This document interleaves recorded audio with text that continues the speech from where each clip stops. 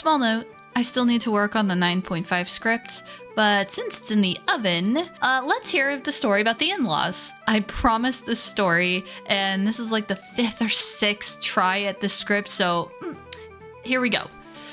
Our story begins in a tavern, where we are hungrily waiting for our food that we ordered forever ago and isn't coming. Mom, aka Anastasia, calls over a waitress to ask why.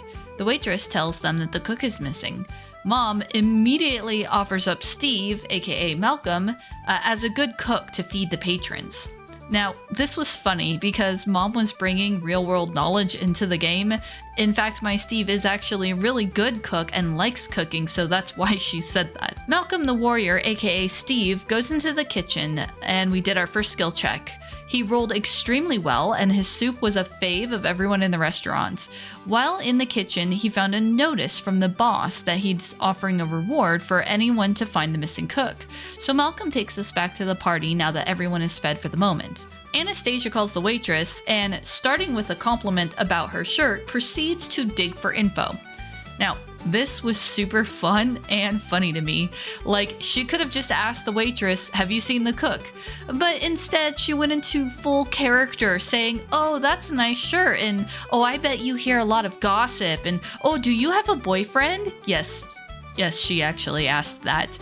And the absolute best part of this interaction was me going 200% into character and totally role-playing with her at the table, talking about clothes and stuff. It was great. So they learned that the cook was last seen going to the cellar. So Anastasia, being the rogue, decided to go investigate, but wanted to be unseen. Unfortunately, she got a nat 1 and went tumbling down the stairs as loudly as possible. Then, not knowing what fog of war is, she saw a mostly black map and told the party that there was nothing down here. The party then asked if she was sure and maybe they should look around. And then she said no, because that's what she was here to do. And then I narrated the entire establishment staring in silence as she forgot that Anastasia was downstairs and Malcolm and Tim, aka Dad, were upstairs.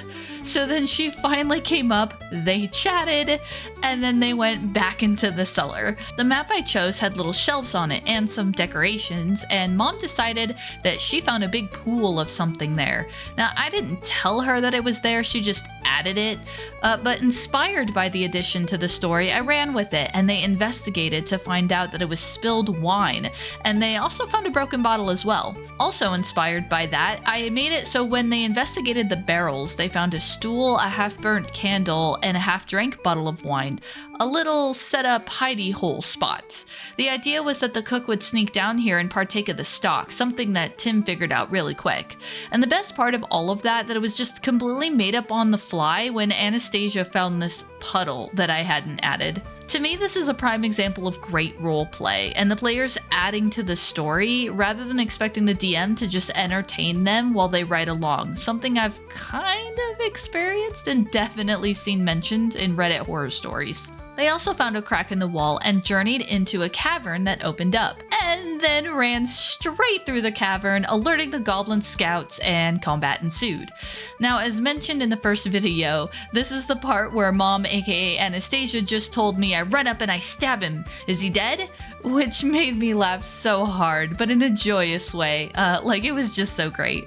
But combat took a bit as they had to learn the rules, but they had a blast. I also especially like Dad asking me every few minutes about how to cast Firebolt, and they are naturals, and as soon as I can not be busy doing something else, I want to run for them again. I hope you enjoyed this little retelling. It's short, I know, but my sessions are never super long. I run out of stamina, and a full Tori is a better DM and a better experience than a drained Tori.